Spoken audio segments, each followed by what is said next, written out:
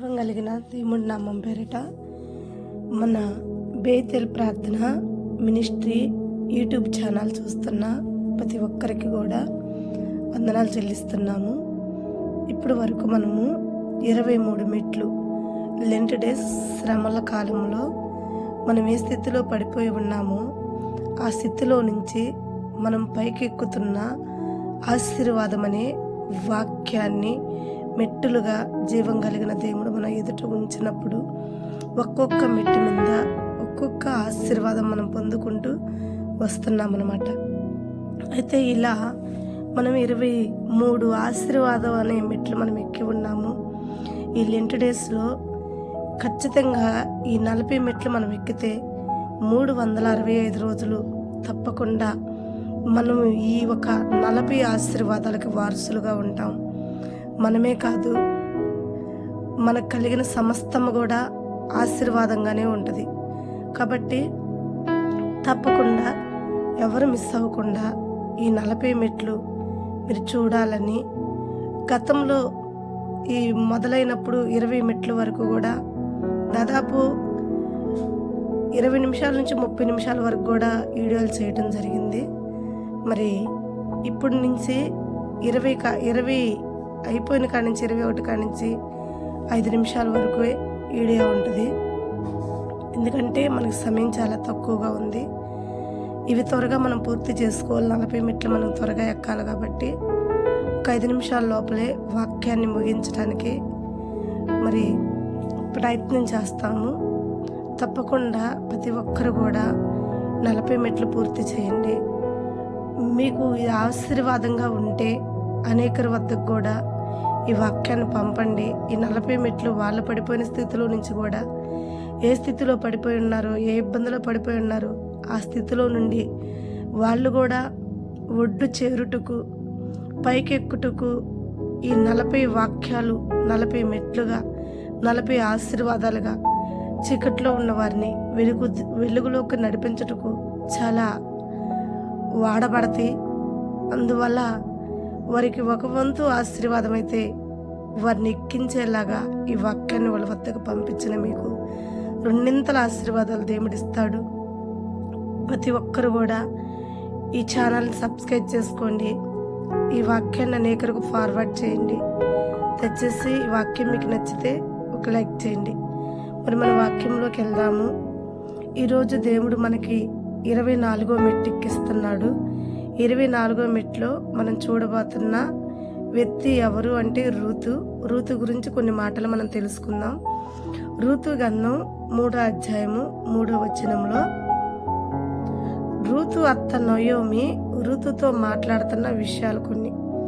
ఏంటి ఆ విషయాలంటే, రూతు ఆమెకు చెప్తున్న మాట ఏంటంటే, రూతు నువ్వు లేచి చక్కగా స్నానం చేసి నూతన వస్త్రాలు కట్టుకుని చక్కగా తలకు నూనె పెట్టుకుని నీ ఒక బాడీకి అత్తరు చల్లుకొని, ఇదిగో మన ఒక్క బంధువైన వాడు, చుట్టమైన వాడు, మనకు రిలేషన్ అయిన వాడు బోయాజు పొలంలో ఉన్నాడు. అయితే అతని వద్దకి నువ్వు వెళ్ళేటప్పుడు ఏం చేస్తావంటే దూరంగా నిలబడు. అతడు భోజనం చేసి ముగించేంత వరకు, అతడు భోజనం చేసి ముగించిన తర్వాత అతను నిద్రపోయినాకే అతని వద్దకి వెళ్ళు అంటది. ఈ వాక్యం మనం వింటున్నప్పుడు కొంచెం ఇబ్బందిగా అనిపిస్తుంది. ఎందుకంటే వాక్యం తెలియని వాళ్ళకి ఇబ్బందిగా అనిపించింది. ఇదేమత్త కోడల్ని ఇలా వెళ్ళమంటుంది, స్నానం చేసి నూనె పెట్టుకుని అత్తర చల్లుకొని భోజనం తిన్నాక పొలంలోకి వెళ్ళు, అతని కాళ్ళ వద్ద పొనుకో అని చెప్పి చెప్తుంది. అత్తలేడని ఇలా చెప్తారా? ఇదేనా దేవుడు వాక్యం అని అనుకుంటారేమో. అట్లా పొరపాటుగా కూడా అనుకోవద్దు. ఎందుకంటే మనము లోతులు తెలియకుండా ఏది కూడా మిస్అండర్స్టాండింగ్ చేసుకోకూడదు. ఎప్పుడు కూడా దాని లోతులు తెలుసుకున్నాకే మనం దాని గురించి మాట్లాడాలి. అయితే ఇక్కడ జరిగిన విషయం ఏంటంటే, నయోమి భర్త, నయోమికి 2 కొడుకులు బెత్లెహేమును వదిలిపెట్టి మోయాబు దేశానికి వెళ్తారు. మోయాబు దేశానికి కరువుగా ఉంది వాళ్ళు ఉన్న ఊర్లో అని చెప్పి కరువు తీర్చుకోవటం కోసం వేరే ఊరు వెళ్ళిపోతారు. వేరే ఊరు వెళ్ళినప్పుడు వాళ్ళు ఏమవుతారంటే భర్త చనిపోతాడు. ముందు నయోమికి భర్త చనిపోయినాక కొన్ని రోజులకి కొడుకులు ఇద్దరికి పెళ్ళిళ్ళు చేసిద్ది. పెళ్ళిళ్ళు తన బంధువులనో తన ఒక తెలిసిన వారినో చుట్టాలనో చేసుకోవాల్సిన ఆమె ఆ ఒక పట్టకూటికి వెళ్ళిన ఊర్లోనే ఆ మోయాబీ దేశం వాళ్ళనే సంబంధించిన ఇద్దరు స్త్రీలని పెళ్లి చేసేసిద్ది ఇద్దరు కొడుకులకి. ఇలా జరిగినప్పుడు ఒక 10 సంవత్సరాల కల్లా ఆ భర్త ఆ ఇద్దరు కొడుకులు చనిపోతారనమాట. ఆ ఇద్దరు కొడుకులు చనిపోయినప్పుడు ఇక ఇద్దరు కోడళ్ళని పెట్టుకున్న నయోమి చాలా దుఃఖపడుతూ చాలా బాధపడుతూ ఒక మాట అనేది కోడళ్ళిద్దరిని పిలిచి, అమ్మలారా మీకేమి సంతానం కలగలేదు, ఒకవేళ సంతానం అన్నా ఉంటే ఆ సంతానం కోసం అన్నా మీరు ఉండాల్సి వచ్చేదే, మీకేం పిల్లలు కలగలేదు కాబట్టి మీరేమి పెద్ద వయసు పోయిన వాళ్ళు కాదు, ముసలోళ్ళు కాదు కాబట్టి మీరు ఇరుగురు కూడా యవ్వనస్తులే కాబట్టి తిరిగి మీ ఇళ్ళకి వెళ్ళిపోండి, మీరు మీ తల్లిదండ్రుల వద్దకి చేరండి, పోయి చక్కగా వాళ్ళు మంచి మార్గాన్ని మీకు చూపించి మంచి వివాహం జరిపిస్తారు కాబట్టి మీరు చక్కగా మరలా వివాహం చేసుకోండి. ఇందులో మీకు అడ్డపడే వాళ్ళు కానీ మిమ్మల్ని ఆపేవాళ్ళు కానీ మిమ్మల్ని దండించే వాళ్ళు కానీ ఎవరు లేరు. ఎందుకంటే నేను స్వయంగా మీ అత్తని, నేనే ఒప్పుకున్నాక నేనే ఇష్టపడ్డాక ఇంకొకళ్ళు వచ్చి మిమ్మల్ని అగ్రిమెంట్ చేయాల్సిన అవసరం లేదు. కాబట్టి చక్కగా పోయి మీకు నచ్చిన వారిని పెళ్లి చేసుకుని చక్కగా మీ వాళ్ళ తరపునే, మీ ఒక కన్న తల్లిదండ్రుల తరపునే, మీ ఊర్లోనే, మీ మోయాబీ దేశంలోనే మీరు బతకండి. అయితే నా భర్త పోయినాక, నా బిడ్డలు పోయినాక ఇంకా నేను ఈ ఊర్లో ఉండాల్సిన అవసరం లేదు కదా, వాళ్ళ నిమిత్తము నా కుటుంబాన్ని పోషించుకునే నిమిత్తము కరువు కాలాలు ఎలా తీసుకోవాలనే కదా మేము ఎడుకొచ్చింది. కుటుంబమే లేదు, నేను ఇంకో ఒంటరిదాన్ని అయిపోయాను కాబట్టి మీరిద్దరు వెళ్ళండి, నేను తిరిగి మరలా నా స్వదేశానికి వెళ్ళిపోతానని చెప్పి ఈ ఒక నయోమి ఇద్దరు కోడలతో చెప్పినప్పుడు పెద్ద కోడలు వచ్చేసి ఏమవుతుందంటే అత్తను ముద్దు పెట్టుకుని, మా కొరకు ఇంతగా ఆలోచించేవు ఏ అత్తలు ఆలోచించరు, కేవలం వాళ్ళ స్వార్థాల కొరకు, ఇక వాళ్ళ పెట్టే టార్చర్ మామూలుగా ఉండదు. అలాంటప్పుడు కూడా అలాంటి అత్తలున్న ఈ కాలంలో కూడా నువ్వు ఉన్నతంగా ఆలోచించి మా జీవితాల కొరకు ఇంతగా ఆలోచించి మా తల్లి వలె ఒక నిర్ణయం తీసుకుని మరలా తిరిగి మా తల్లిదండ్రుల వద్దకు మమ్మల్ని పంపిస్తున్నావు కాబట్టి నువ్వెంత మంచిదనవని అత్తను ముద్దు పెట్టుకుని పెద్ద కోడలు వెళ్ళిపోయింది. వెళ్ళిపోయినాక ఈ ఒక రూతు ఉంది కదా, ఆమె చిన్న కోడలు అనమాట, ఆమె ఏం చేస్తుందంటే అత్తను విడిచిపెట్టి వెళ్ళటానికి ఇష్టపడదు. ఎందుకంటే ఆమె ఏం ఆలోచన చేస్తుందంటే నాకైతే భర్తే పోయాడు, ఆమెకైతే కొడుకులు పోయారు, భర్త పోయాడు, కలిగినంతా పోయింది. ఆమె ఇప్పుడు అదిగాక నేనైతే యవ్వన కాలంలో ఉన్నా, ఆమె అయితే వృద్ధాపితనంలో ఉంది. ఆమె ఏం పని చేసుకుని బతికిద్ది, ఎలా బతికిద్ది, కేవలం నా స్వార్థం నేను చూసుకుని వెళ్తే మరి ఆమె పరిస్థితి ఏంటి? ఆమె నా గురించి ఆలోచించింది కాబట్టి నేను ఆమె గురించి ఆలోచించాలి. చూడండి ప్రియమైన బిడ్డలారా, ఎప్పుడైనా సరే మనం విత్తిన విత్తనాలంట ఎమ్మటినే మనకు పంట వస్తుంది. ఇదే మనం ఏ విత్తనాలు విత్తితే ఆ పంటే వస్తుంది అన్నది దేవుడు వాక్యం రుజువు అవుతుంది. ఇక్కడ చూడండి, నయోమి వాళ్ళక రక్షణ కొరకు, వాళ్ళక సేఫ్టీ కొరకు, వాళ్ళక ఆశీర్వాదం కొరకు, సంతోషం కొరకు నయోమి వెతికితే నయోమి గురించి వెతకటానికి రూతమ్మని లేపాడు దేవుడు.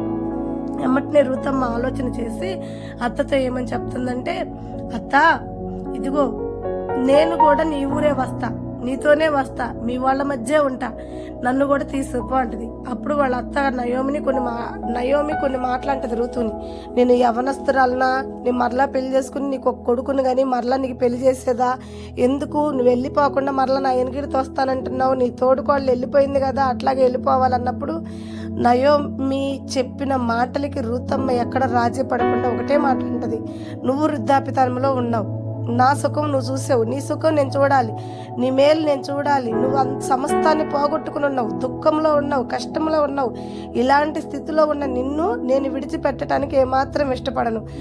నీ ప్రజలే నా ప్రజలు, నీ కష్టమే నా కష్టం, నీ శ్రమే నా శ్రమ, నీ దేవుడే నా దేవుడు, ఇది ఫైనల్, నీ దేవుడే నా దేవుడు అన్న మాట ఫైనల్.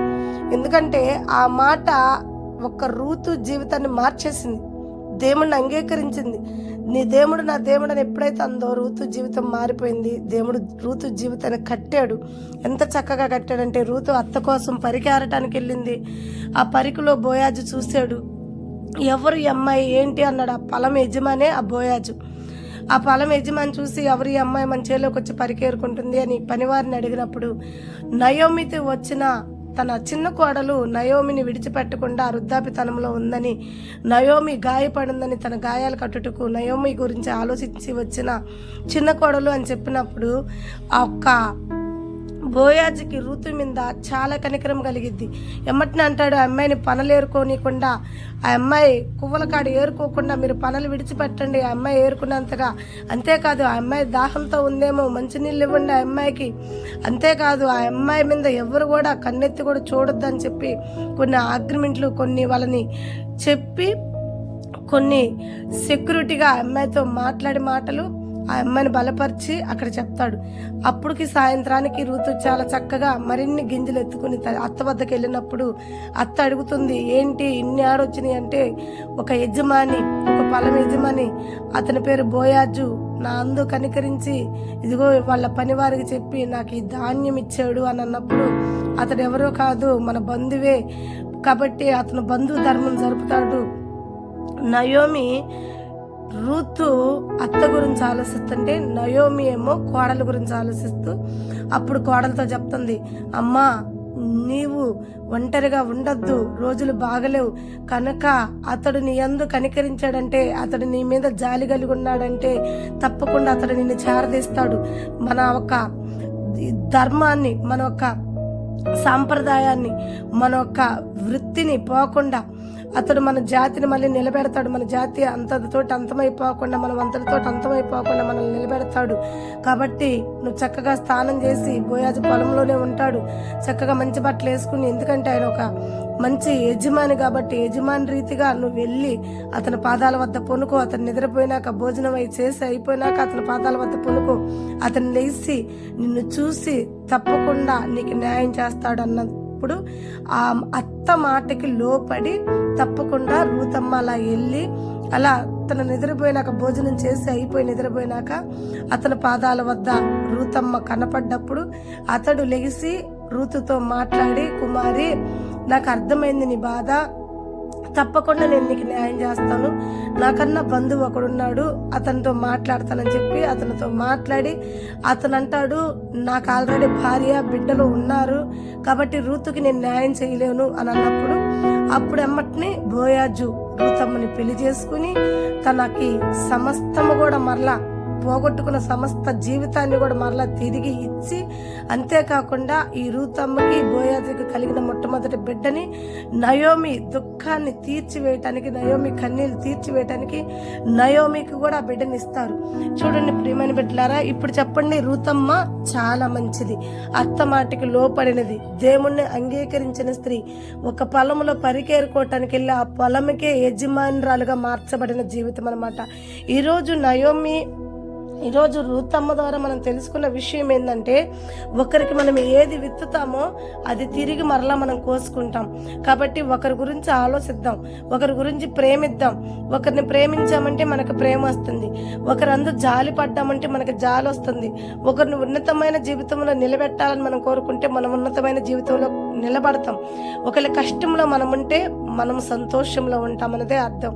కాబట్టి ఈ మెట్టు మనకి ఏం నేర్పిస్తుంది అంటే, మనం ఏ విత్తనాలు విత్తితే అదే పంట మనం కోసుకుంటాము.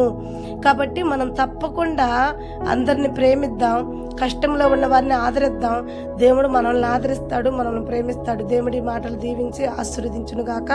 ప్రేమ కలిగిన మా తండ్రి, కృప కలిగిన సైనిక సూత్రం, మా 24వ మెట్టును కూడా మీరు దీవించి ఆశీర్వదించి కాపాడమని, అలాగే నా తండ్రి మా ఛానల్ చూస్తున్న ప్రతి కుటుంబాన్ని కూడా అంచెలంచెలుగా ఆశీర్వదించమని, అలాగే నా తండ్రి మా కొరకు స్పాన్సర్ చేస్తున్న బిడ్డలందరినీ కూడా దీవించి ఆశీర్వదించమని యేసు ఉన్నతమైన నామంలో ప్రార్థించి అడిగి వేడుకుంటున్నాం తండ్రి.